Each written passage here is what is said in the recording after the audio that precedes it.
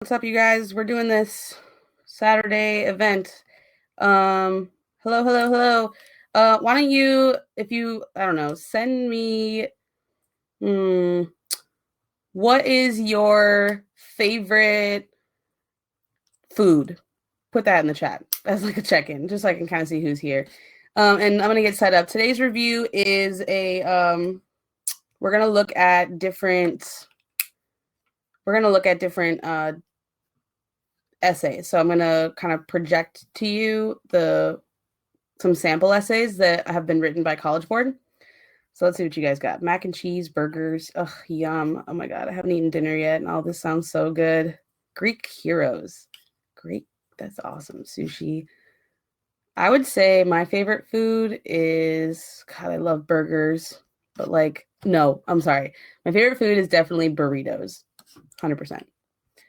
And as soon as I left the West Coast, I've been seriously craving the beautiful burritos that are in California because they're not as good in Maine. All right, so let me share my screen. So, I believe this is it. Yep. Okay. All right. So, oh my God, let me just scroll on up. Okay. So, yeah, burritos. All right. So I'm going to show you, we're going to really talk through the LEQ, but through examples that have already been written. So let's see. Close these. Oops. What happened? It's not shared anymore. Share window. Okay, here we go. Here we go. All right, so this is how this is going to work. So on the College Board has released some sample essays. Like they kind of gather together essays from each year. They'll pull together a few, and then they create this massive chart that kind of just explains it out. And so I think what will be really useful for you guys today is, instead of me writing through LEQs, there are some samples down here that we're going to go through, and I'll show you how these students earned their points or how they lost their points based on this question. But first, I just want to take you through this whole PDF. Okay. I did period 5 last night, and unfortunately, I really wanted to do a period 5 essay, but this essay, there are only so many sample essays that the College Board has actually published. So this one is actually on period 6. So, yep. So Kelly, you can watch the period 5 review that is uploaded already, and period 6 will be next Friday. But this LEQ is going to be a little bit of a period 6 practice. These are, so because they changed the test over the summer, these ones weren't on the actual exam, but they were, oh, you know what? These ones they were edited to be from the ones that were on the test last year. So these ones were kind of edited from that. And there's only, this is it, that, we can actually see this updated rubric. And Emmett, you can see the period 5 review when you log into fiveable.me. It's uploaded as a lecture in the AP World section. Okay, so let's just run through. Let's go through this. Let me show you what they give you, because actually this is it's kind of nice to see, because I think it helps to show you what examples of all the rubric points, so that you can really see what they're looking for. But a quick caveat to all of this. The College Board, draws a line, and that is where there's a line for all of the points, right? You have to meet that standard to earn the point. And so I just want you to be aware that some of these examples that we're going to look at are going to seem kind of simple. It's going to seem there's going to be points where you're wait, that's all they did and they earned the point. And that's fine. It's good for you to see that some of these things aren't as hard as maybe you think they are. However, just because you can earn the point at the basic level doesn't mean that you should shoot for it there. And Dylan, it's the second one. You can just go to fiveable.me, and that's fine. So, okay, so just because you can earn the point by doing the bare minimum doesn't mean that that's the strategy that's the best. Okay, so just like that's just how I want to set this up, because you're going to kind of see some of these like bare minimums, and these kids still do earn the points. But as you are taking the exam, you shouldn't be thinking bare minimum. You should be thinking as you want to do as much as possible to make sure you get the point. All right, so let's look at this essay. This essay question is awesome. You would have been stoked to see this one. It says, in the period 1950 to 2001, scientific and technological innovations led to advances in communication, transportation, and industry that transformed the world's economy. Develop an argument that evaluates how globalization transformed the world's economy during this time period. Boom. So what is the skill here? What reasoning skill is this? Is it comparison, CCOT, or causation?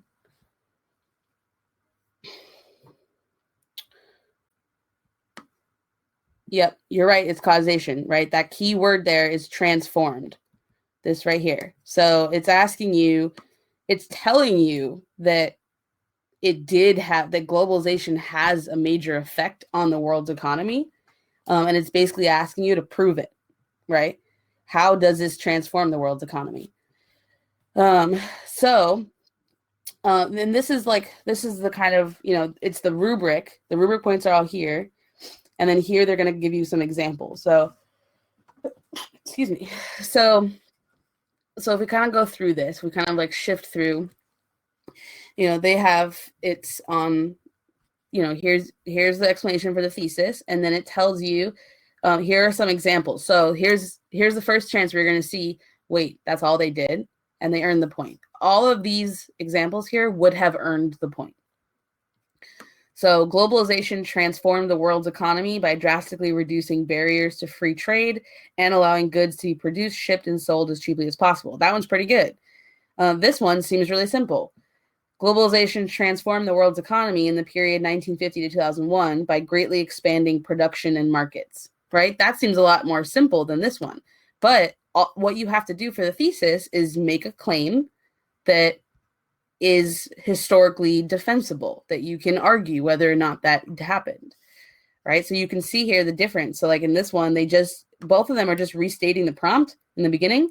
And this one just kind of mentions out two things, expanding production and markets. So it's a little bit simpler than this one, but it does what it needs to. The world's economy was transformed unevenly by globalization in the period, right? So here is talking about uneven development. Right. So if you guys do you have any questions about thesis statements? How do you feel about LEQ thesis statements? And maybe honestly, like, let's just do like a rubric check-in for each. So give me let's say a 0, 1, or 2. We'll say that. A 0 means like, I do not understand thesis statements. I'm worried I'm not going to get the point. A 1 is like, I'm okay. And a 2 is like, yes, I got this. Okay. So we'll just do a 3-pronged approach. So looks like you guys are mostly 1s, a couple 2s. So it's good that we're not 0s. So you feel pretty strongly about it. You feel pretty good about it. So should it be okay, so the questions were, how specific do they need to be? They need to be specific, right? So that you can see how in the end of the sentence, they are identifying their arguments. I can tell that this essay is going to argue free trade and more goods being produced and shipped. This one is going to argue expanding production and markets. This one's going to argue that some areas grew and other areas didn't. But they aren't giving any like key terms, right? So they're giving you an argument, but they're not like explaining it out quite yet. Should it be more than one sentence? No, you can do it in 1 or 2. Do you have to have 3 claims in the statement? Not necessarily. You have to have you just have to have a claim. So you see how on here it doesn't say how many. You don't have to have a certain number of arguments. You just have to have arguments.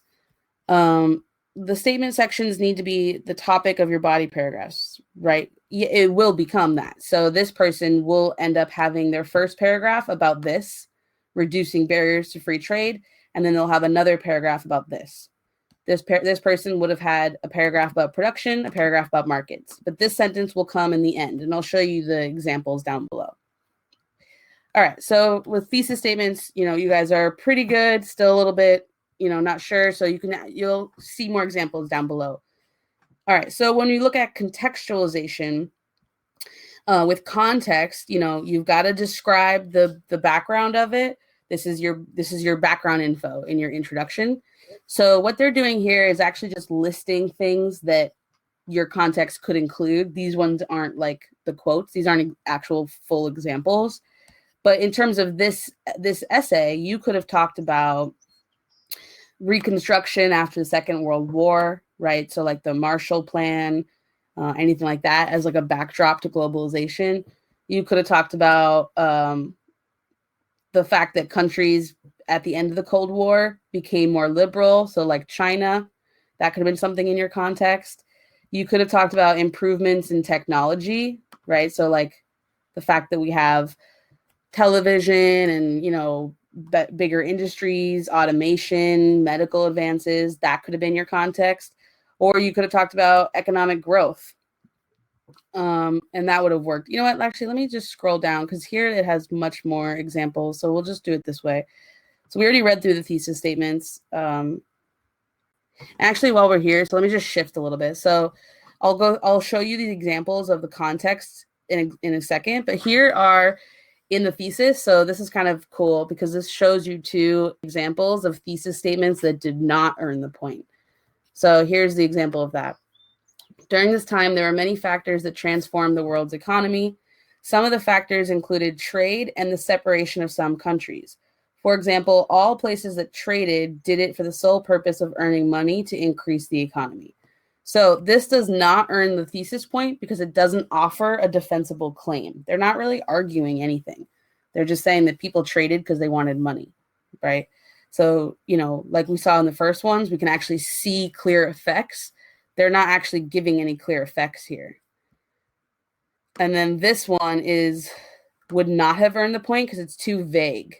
It's not actually identifying anything. So there was a lot of people who were employed, which helped the economy greatly because taxes were being paid. People were stable, and not a lot of people were living in poverty. So this is a really good example of when someone asks, how specific do you have to be? This one's not specific enough, So they even say down here, if this person had just identified a place, right, a region, or a specific industry, that would have helped them. But this is it's just kind of like using vague terms, okay? If you sound stupid when you're writing, will you be graded poorly? No. So they're always the entire like grading of these essays is trying to give you points. It's not trying to take any points away. So in whatever you write, even if you write a paragraph that after the fact you're like, what the heck did I just say? They're still going to read it and look to see, can they find any points in that paragraph? So, do your best to like make it nice and organized, but if it's not, that's okay. They're still going to look for it. All right, so now let's get back to context. So here's an example of context that would have earned the point. The IMF, so remember the IMF is the International Monetary Fund, is an international organization that is responsible for regulating the world's economy. The organization has formulated in order to prevent a global economic depression, which occurred in previous time. The most prominent depression was the 1930 global economy for depression caused by the US stock market crash. So, this is an example of the bar being kind of low, right? Like if I was grading an essay for class, I would have made this kid write more. But it does context. It clearly referenced the depression in the 30s. It clearly gives a specific historic event that triggered that, right? It's clearly talking about the changes in international finance after 1950. So in that sense, it counts. It's enough, right? Dylan's question is, should we always spell out acronyms like USSR and CCP? So the thing with acronyms, you can use acronyms for anything. I've even seen some like really random ones. But I would just, the first time, write Soviet Union and then put in parentheses USSR. And then the rest of the times just say USSR, right? The first time just say Communist China and then just put CCP. Do you have to mention the time if you mention an event? You don't have to, but it really helps them. Because if this person had just said economic depression, there's more than just the one. So it helps you to be more specific so that they know what you're talking about. And that's the other key piece there. If the reader knows what you're talking about, but you don't actually say it, you can't get the point. It has to be in your words. It has to be there. So they can't put words in your mouth. They can't just like be like, well, so if you had said depression, the person probably would have known what you were talking about, but may not have given the point without describing which one. Okay, so this one doesn't earn context. So let's look at why it doesn't. When World War II hit, that also affected the economy drastically. Because of the war, many people were drafted into the army, causing people/families to lose some money because they have less people working, so less money is being brought in to help the family. The army for the war didn't pay quite a lot or enough in that matter, and a lot of families went into poverty and could not pay taxes. So you can clearly see that it's not very specific, and it doesn't actually connect World War II to the prompt. So remember, the prompt is about the spread of globalization, and this is just talking about people losing money, right? Like, this isn't talking about globalization. So that's what they said here. It doesn't earn a point because it doesn't describe any relationship between the Second World War and the spread of globalization. So these are two examples, right? So in your context, you just want to make sure that you really pick a thing and talk about it, right? Like, out of the things that they gave you examples of, in this case, you could have talked about World War II. You could have talked about liberalization of economics. So how do we feel? Give me a 0, 1, or 2 about context. 0 is like, I never get this point, I'm worried. 1 is like, I feel pretty good. And a 2 is like, I'm going to nail it for sure. All right. So you guys are like kind of in between. All right. Well, some 1.5s. I think, it's funny. Like, I wonder if you guys aren't giving yourself enough credit, because most of you guys are saying 1s. Is it because you don't want to like, I don't know, guess that you're good, but not be good? Yeah, that's kind of the key. So any questions about context? So for those of you that are saying 1s, what do you think is the issue? All right. I mean, that's fair. If you're really a 1, that's totally fine. I just know that if whatever, there's some psychology here. It usually depends on if I remember the content for the prompt. If I wrote a practice essay, can I send it to you for feedback? Yes, you can. It's too hard to be that specific. Yeah, okay. I mean, that's fair, right? Like, it's hard. It's 10,000 years and you have to remember something from it. I think the thing here, I typically attach some context to some time periods. Yeah.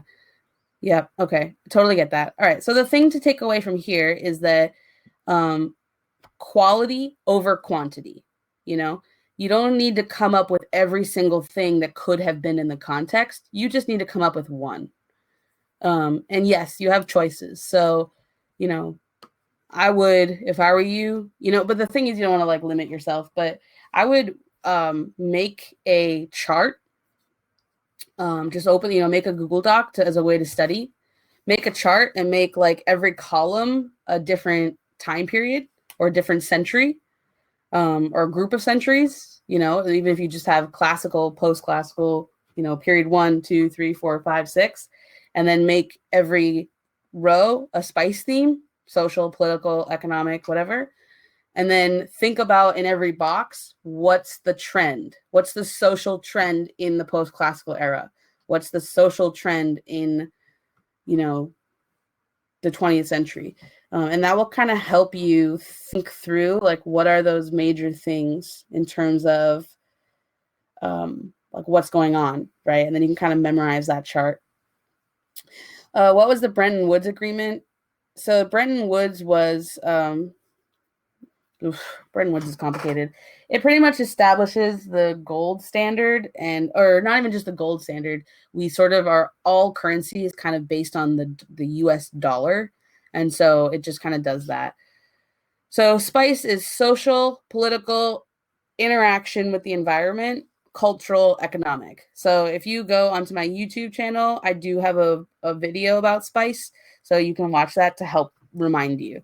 But your teacher may be using grapes, pirates, Sprite, any of the other ones. That doesn't matter. Yeah, exactly. Yeah, Dylan, you've heard it so many times, you could probably teach spice. All right, so that's context. Like the biggest thing is just think of one thing that is like the lead up to the thing you're arguing. Just try to think of that one thing and then explain it out. And if you can think of more, then great. But you don't want to just like shove in a bunch of ideas. You want to really give a backdrop that's like strong and, quality over quantity. All right, let's talk about evidence. So in terms of evidence, it's worth 2 points. It changes with how in the first point that you can earn is just about, oh my God, this is so low. Okay, so I want to give you some time to think about, all right, so let me scroll back up here because I need this wording so I can explain evidence to you.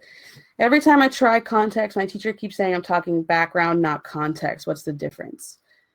The difference can be that you're not connecting it to the prompt. So you really need to think about what's the prompt, what's the topic of the prompt, and what is something directly connected to it, right? Like almost think about the effect of that topic. The cause of that topic. What is the immediate cause? Okay, so something to note with evidence. So this first point, on the basic rubric, it just says that you have to provide specific examples of evidence. It doesn't tell you how many. After they give the test, sometime before they actually grade the essays, a team of teachers and exam readers create a rubric like this that is more specific to the prompt. So it uses that guidance and then it will quantify it. So you can see here, the way they quantified this was that you had to provide at least 2 specific examples to get that 1 point. That number changes depending on the essay. So what they'll do is they'll read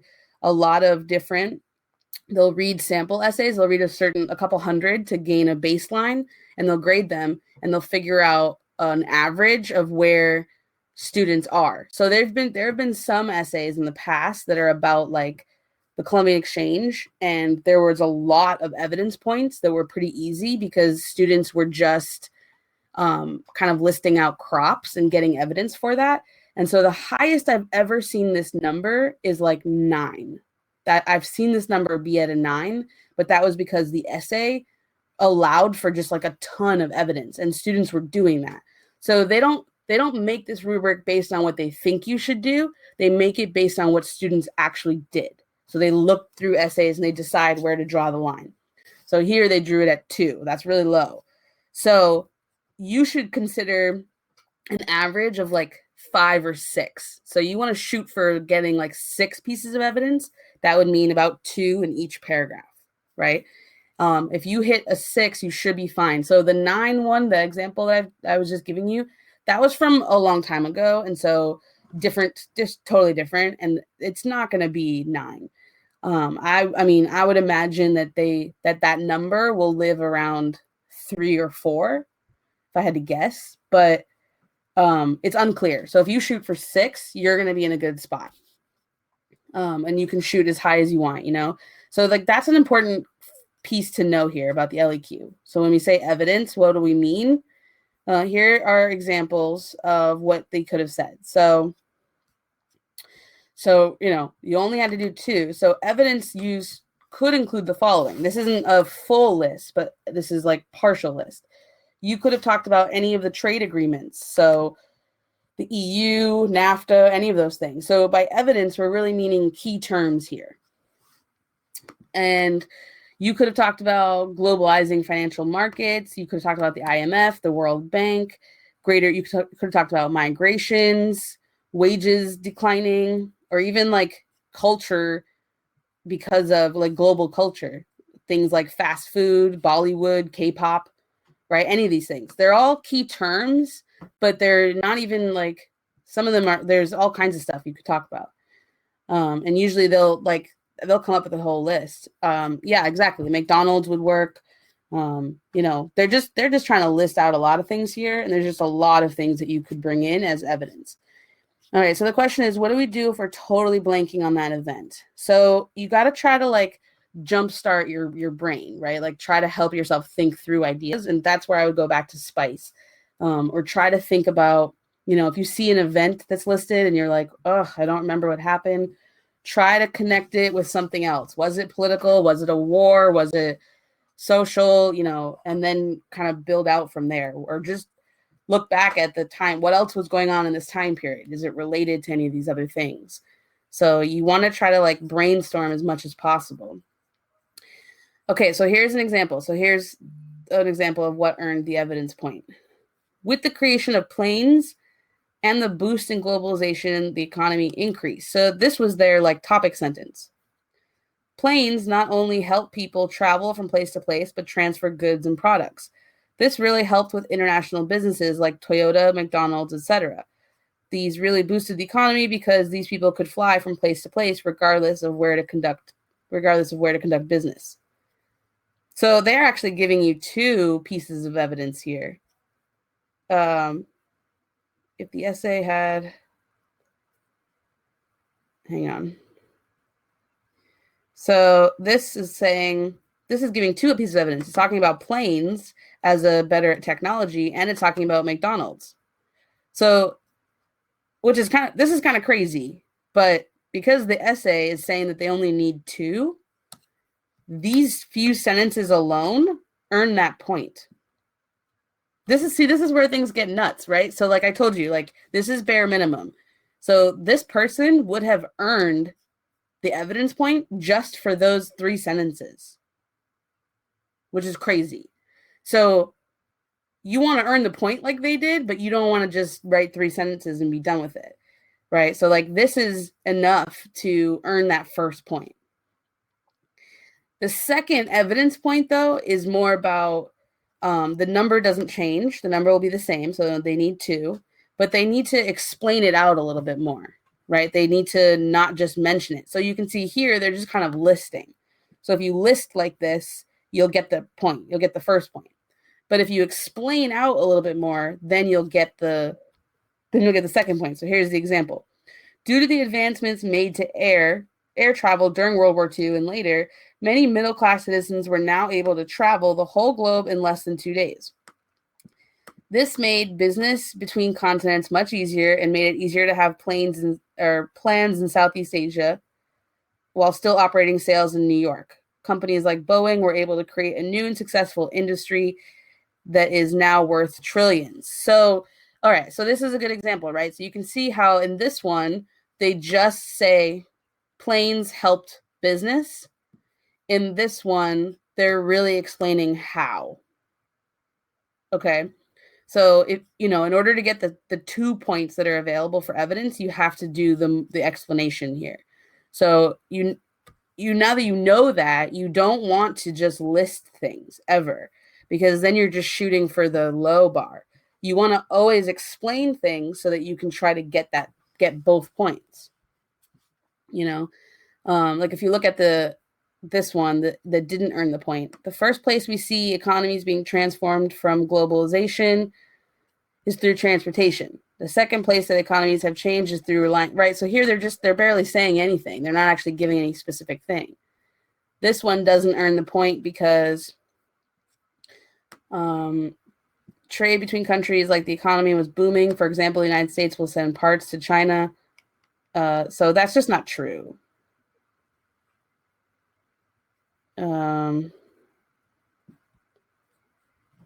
Yeah. So there's some incorrect facts here, but then also China will produce these products sold back to the United States for sale here. This is why. Okay, so all right. So the issue is, I don't know, this one's confusing as to why it didn't earn the point. What's the difference between the second evidence point and the reasoning points? So the reasoning points are more about the structure of your argument. This is really explaining your evidence and how it backs you up. So All right, so how do we feel with evidence? So give me a 0, 1, or 2 on evidence. How do you feel about evidence points?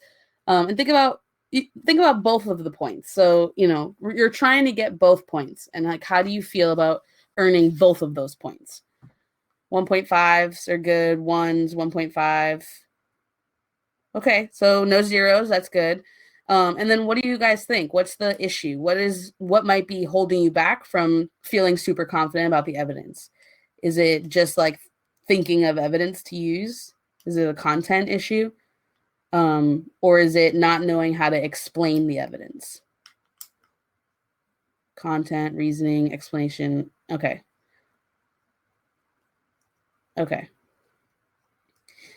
Yeah. So same thing. So, like I had mentioned before, you can make a chart to practice context.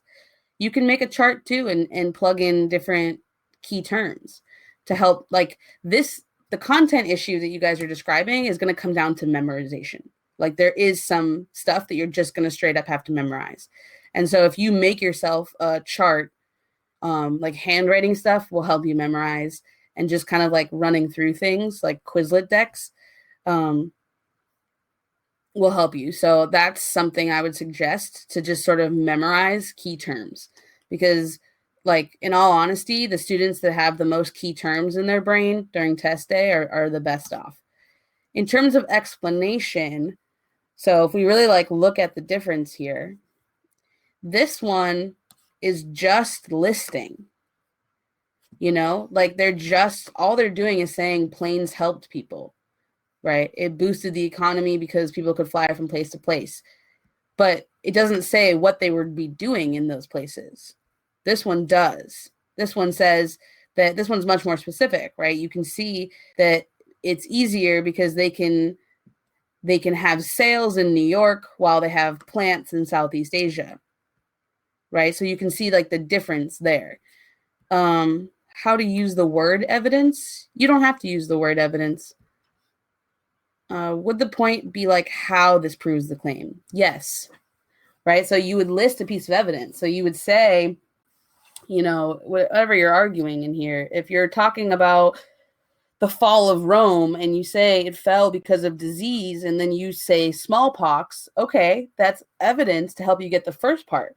But then if you explain that and you say, disease, the smallpox that traveled into Rome not only hit the population, but also the emperors. So because of that destabilization, disease led to the fall of empire. And like that second piece right there is where you're explaining why disease would have led to the fall of the empire. So it's one thing to just say smallpox, but it's another thing to say the death of people destabilizes. Could you use outsourcing consumer services to India as an evidence point? I think so, right? Because you could theoretically just talk about, could you use outsourcing? Yeah, that is on their list. I think that would be fine.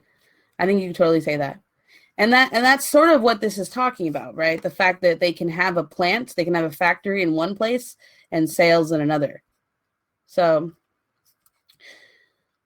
all right, so that's evidence. So let's get into analysis and reasoning. So the first thing that you have to do, the first point that you can earn, is by framing your entire essay around the correct skill. So just like I asked you guys at the beginning, what skill is this? And you all said causation.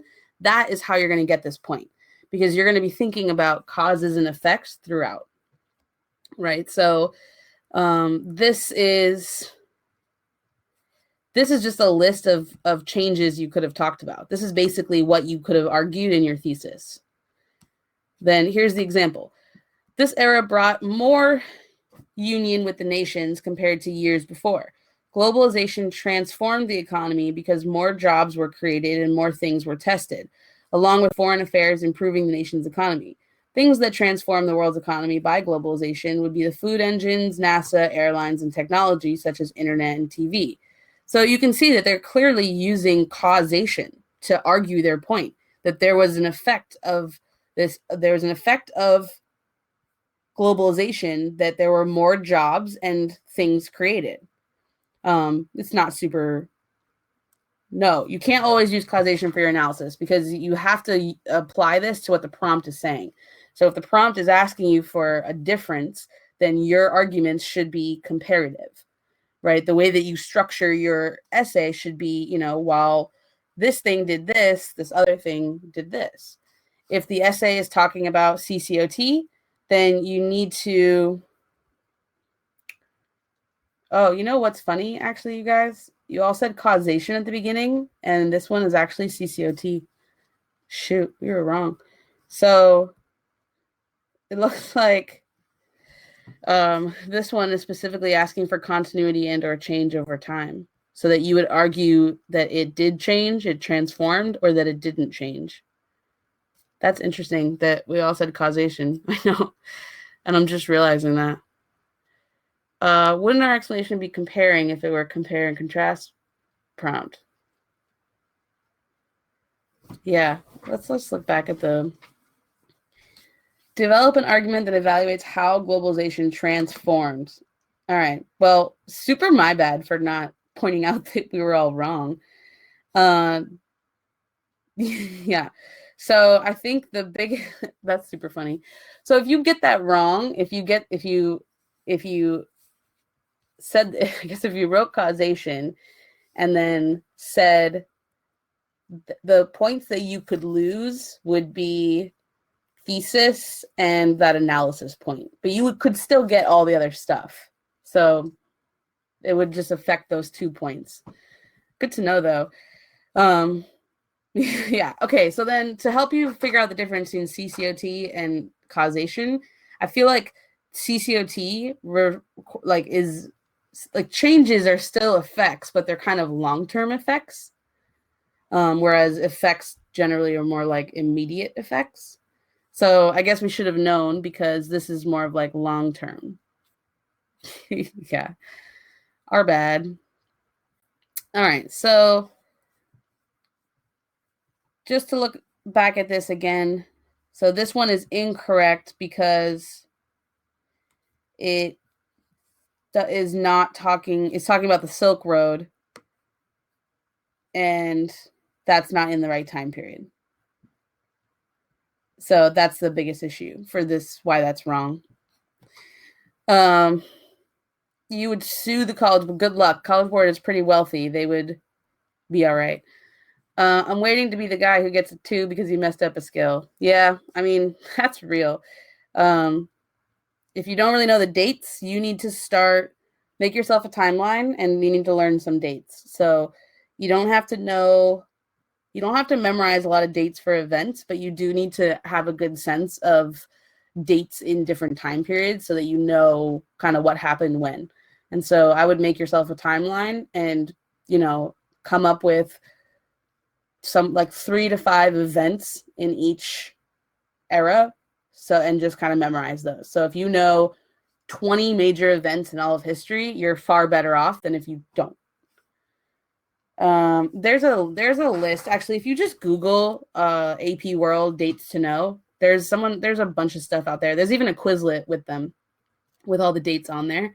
And so those have already been published of I think there's that one has a lot more, but if you go through and pick out 3 major things in each, that would be enough.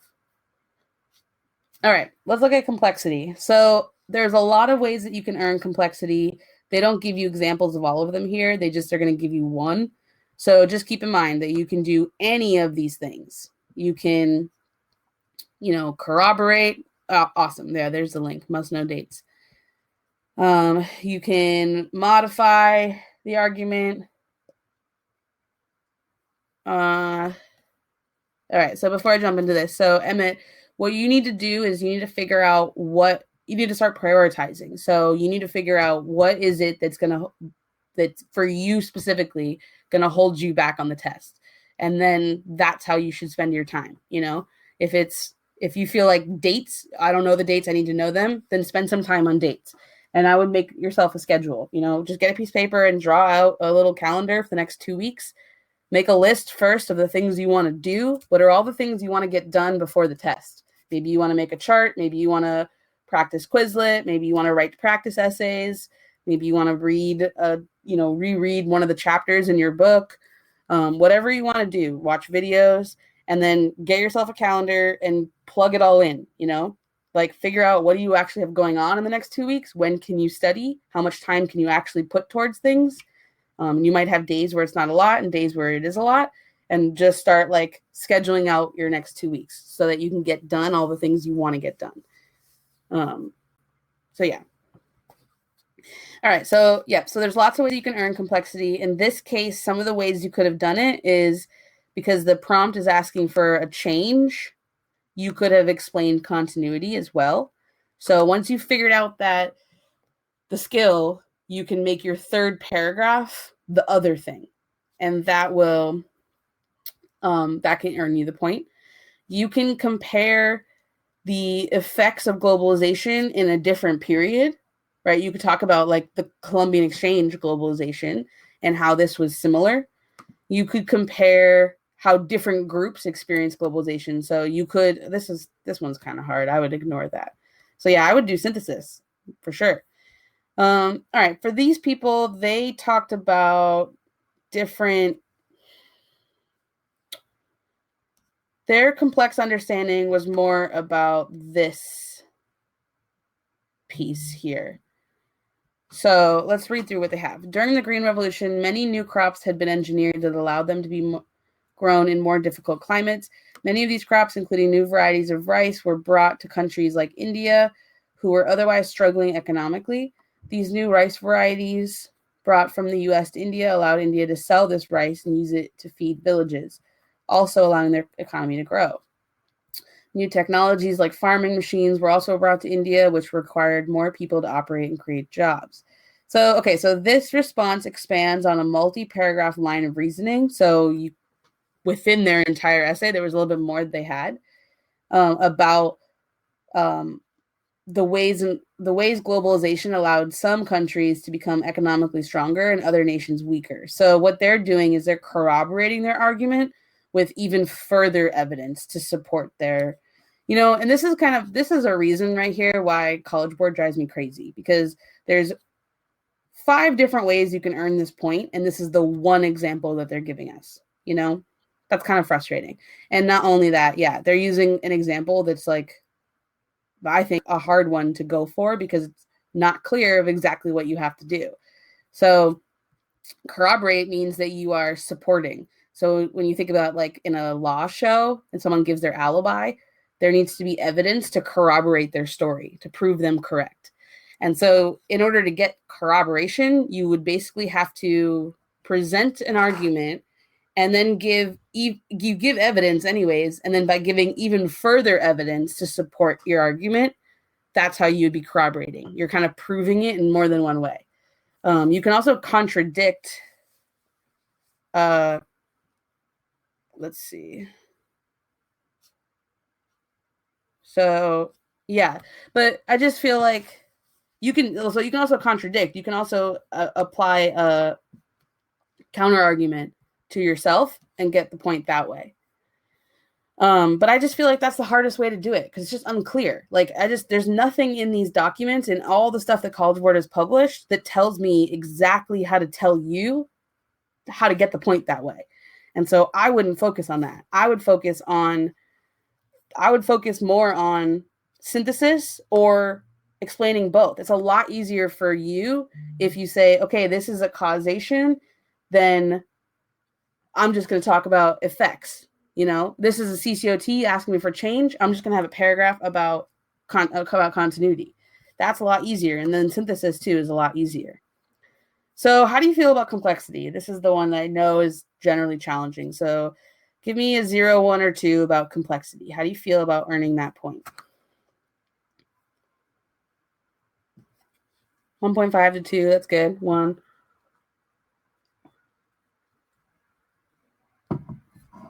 Okay. All right. I mean, that's not bad, you guys. That's pretty good. This is, in a lot of ways, I think this is the hardest point to earn because it's just not explained very well. And so I'm sure all of your teachers, as well as me and any other AP World teachers, are constantly trying to figure out what exactly does this mean? What exactly the student, like, what does that look like to get that point? What does this look like? And the biggest problem with this point is that we just don't have examples. So, I can sit down and try to figure out what it would look like to earn each of these points, but I just am not clear. So the only ones I can really say are just these two.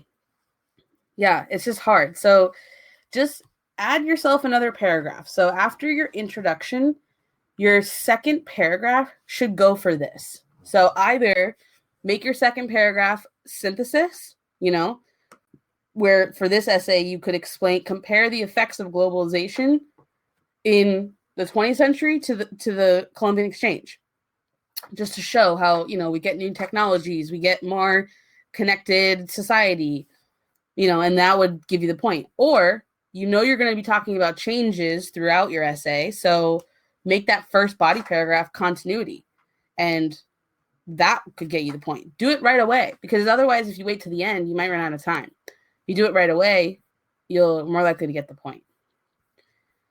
So let's look at this whole thing put together. This one here, so if we just remember to do a counter argument, it's not as simple as just remembering to do it and then you get the point. You have to have a whole paragraph of it. It has to be the correct skill, and you'd have to explain it out correctly. And if you do all those correct, then you get the point. So Vera, I would just say, remember to do a counter argument paragraph. Make it your first body paragraph. And just be clear about that. And really, try to do some explaining in there, and then you should be okay. Is the complexity paragraph supposed to make it clear to the reader what is going on for the prompt? It's supposed to show that you have a complex understanding of what's happening. It's not just that you're writing out the formula that you learned. It's not just that you kind of have a basic sense of the LEQ. Ultimately, this test is showing how qualified you are in world history, right? So in order to get a 5 on the exam means that you're highly qualified in world history, which gives you college credit because you've just proven that you have already reached that level. And so the complexity point is the higher level thinking, right? So it's it's the harder one to earn, but it's showing that you are highly qualified. Yeah, that's just kind of the basics of it, right? That's the point of the test. So if you earn a 3, they've determined that you are qualified to earn college credit, And so this point right here is kind of helping you become highly qualified. Is it considered the unicorn point? Kind of, but only because it's just a new point. It's brand new. So we just don't have a lot of examples. This one will get a lot easier with time, I think, because we'll have more examples of what each of these looks like, and it'll give you more ideas of how to earn it. It is kind of the point for you being extra, right? It's you're going above and beyond what is the basics of the argument, and you're showing that I super understand this process. That's what synthesis ends up being. It shows that not only do I understand globalization in the second time period, I understand globalization in an earlier time period too, Is that the requirement for colleges? No, colleges don't give credit for a 2 because a 2 is below the qualified point. So there's just a general agreement that you need to reach this level of understanding in this subject to be given, credit in college. It's just kind of the wording. All right, so let's just look at this essay because I know that one of you guys asked to see what does this all look like in practice. And yes, 3 is the minimum. So, okay, so here's this person's essay. This is an essay that earned a 6. This earned all the points. One thing that you can see is how they cross stuff out. It's messy. So, don't feel like your essay has to be perfect. Although be careful with crossing things out, because if it's crossed out, it doesn't count, right? So, and if you cross something out that was correct, they won't count it. So really be careful with that, because you want to give yourself every chance possible to earn the points, not like let the reader decide that you're wrong. You don't have to decide that you're wrong unless you're like definitely wrong, if that makes sense. All right, so let's just look at what they have. So they kind of structure this in a little bit different way than I would have. They sort of don't do a context here. They more are doing a really long thesis. So it says, in the period 1950 to 2001, the world was becoming more and more increasingly connected through globalization, in which technology, ideas, beliefs, religions, and popular cultures spread throughout the world.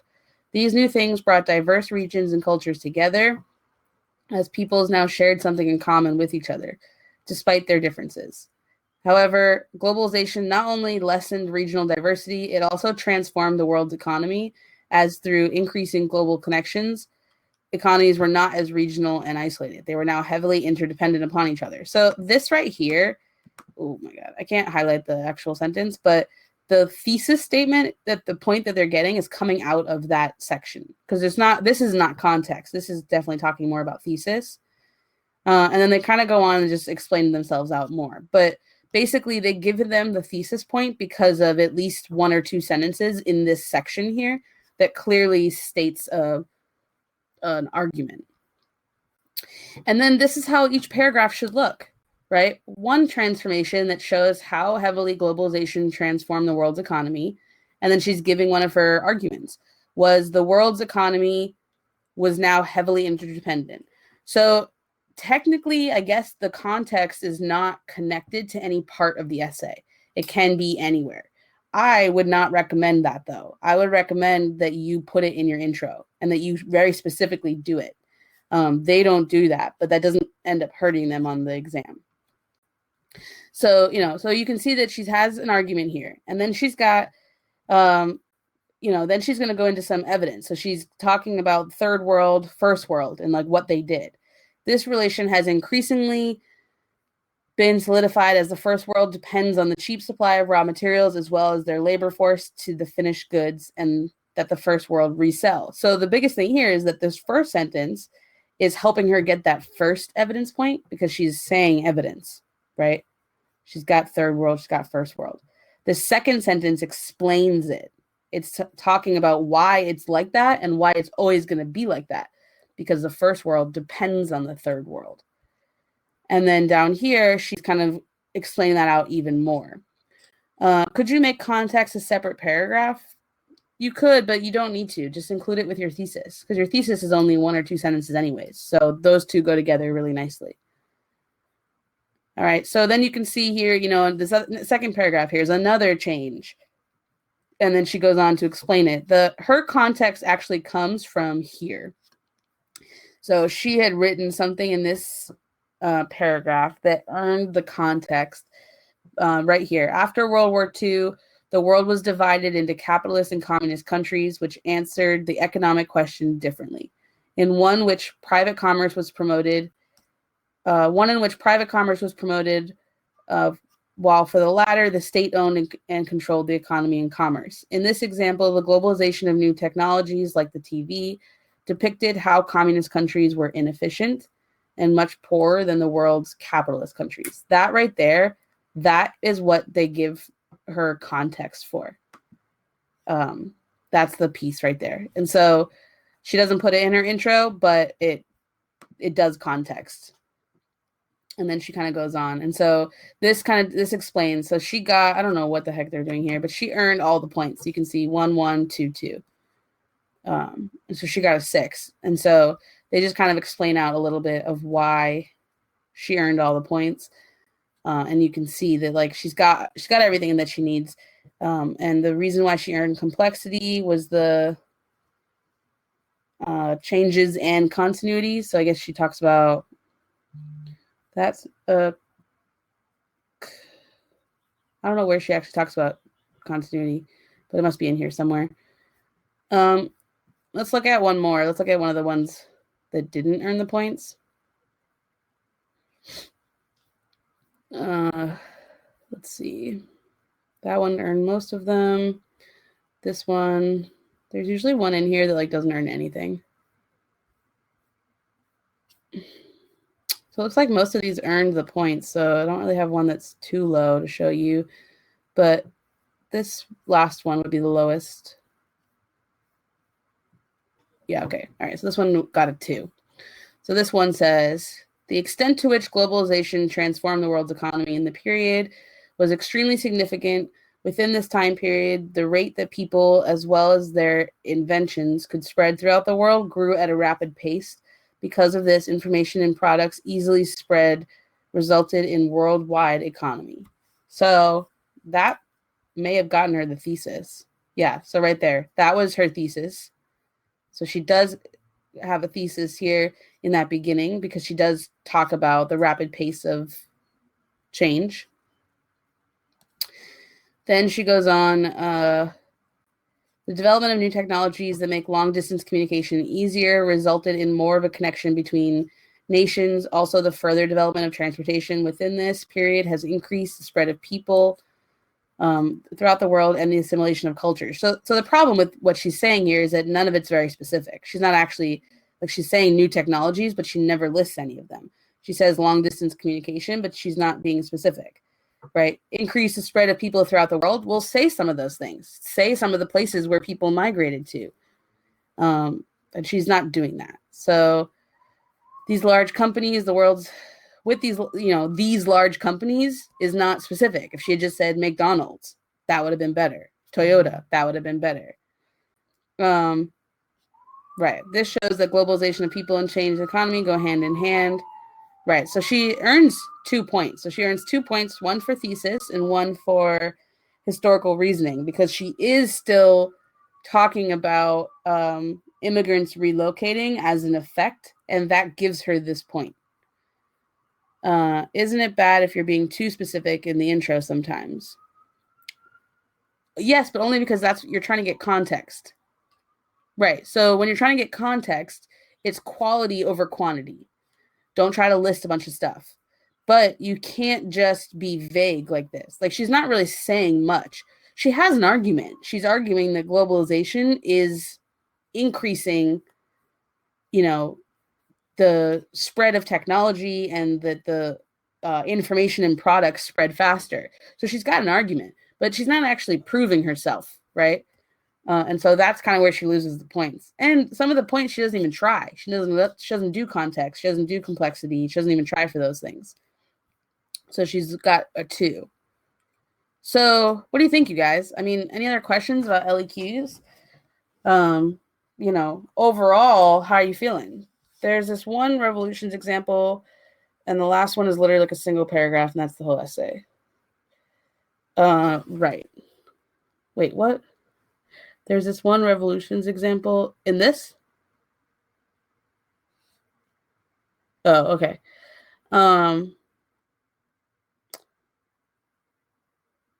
Yeah. Well, when they publish these things, some students don't write a lot. Like when I was at the Reed, I graded lots of essays that just like barely did anything, or that just like left it blank. I mean, like, the thing is, like, you are all so much more likely to do well, to score well, because you're working on this and you've been working on this. Did I ever give a 0? Yeah, a 0 was the most common grade I gave. Because, like, I can't even tell you how many essays I would open up that would just be straight up blank, or would have like 2 sentences written, and it's like the student just didn't. They just didn't know what to do. They had no idea how to write it. They maybe never wrote one before. It wasn't even like running out of time, because there's enough time that you should be able to write at least one thing, and some of the essays that I read just had literally nothing. And so a lot of what happens is that in some schools, they require that you take the AP exam, but it doesn't mean that you really cared about it. And so a lot of students just don't really care about the AP exam, or the teachers aren't really prepping them for it.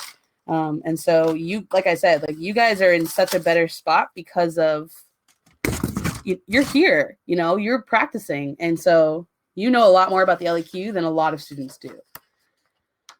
All right, what else? Anything else about LEQs? And then, is it true that the exam is the only thing you can get credit for? What do you mean? So, like, you can't get college credit just for taking the class. Your class at school is not giving you college credit. The exam is. The class is preparing you for the exam. That's just how it goes, right?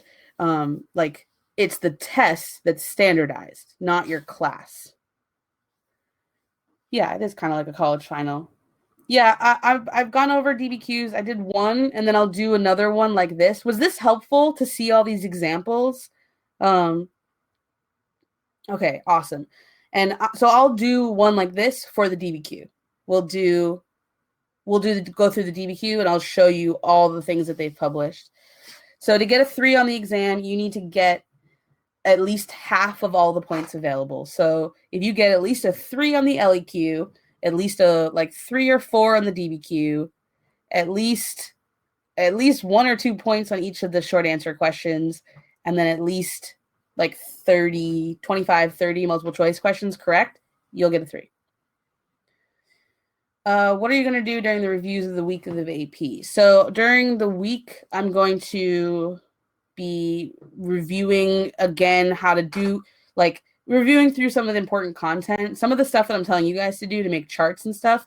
That's something that we can do together. So that's during the week is less of me telling you the information and more of us working together to remember all of it. Calc review.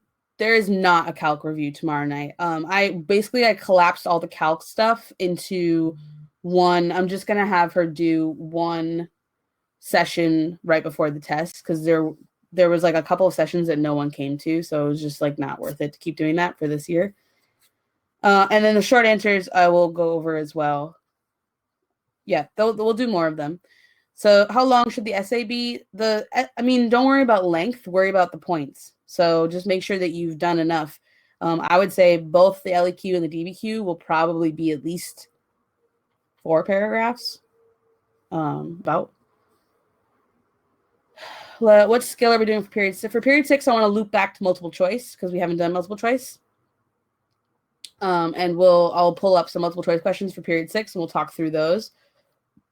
Yeah, we'll talk through multiple choice because it's been a little bit since we've done that. And then during exam week, we'll do more just like trying to remember content, trying to organize it, trying to see like timelines throughout, what are those like major things that you definitely need to remember, things like that. DBQs, I have trouble grouping. Yeah, we'll do at least one more DBQ session for sure. And we'll talk about grouping. So the thing is, you don't have to group. It's not its own point, but it's just a way that you can organize it to be better. Okay. All right, you guys, I got to bounce. I have a push tonight, so I got to get ready for that. And if you have any other questions about LEQs or anything AP World, I know some people have been emailing me practice essays to read. You can email me anything, if you want to write a practice LEQ now that you've seen examples, maybe you even want to write this one, and you can, let me just show you, let me just send you guys the link for where I got this. So if you want to write this specific essay, you can do that. This document was here. Let me just get it for you. There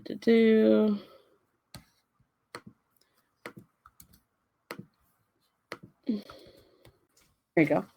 That is the document that I was just using, that I was just showing you. So if you want to write that essay and send it to me, feel free. Or if you want to write a different one, that's fine. The biggest thing that I think you can do is just keep practicing essays. Practice essay prompts. Word. All right, you guys. It's been awesome. Good job today. And I will see you next Friday.